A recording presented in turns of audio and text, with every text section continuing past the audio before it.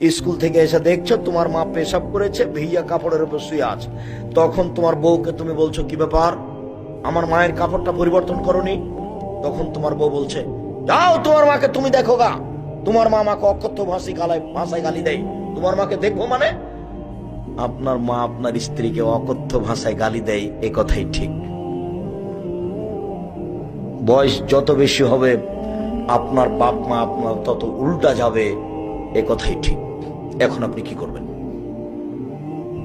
আরো শোনেন, টাকা দিচ্ছেন আপনি, আর আপনার মা সব সময় আপনার ছোট ভাইয়ের ছেলে মেয়ে নিয়ে ব্যস্ত।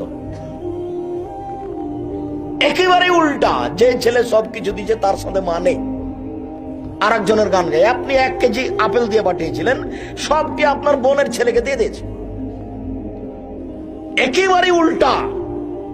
এই সময়তে আপনি খুব সাবধান থাকবেন, বউয়ের উপরে রাগ করে কিছু বলা যাবে না।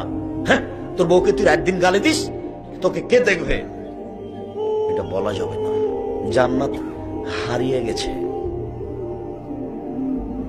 খুব নরম ভাষায় তার সামনে থাকবেন, নড়া পর্যন্ত, সমস্যা যতই জটিল হোক।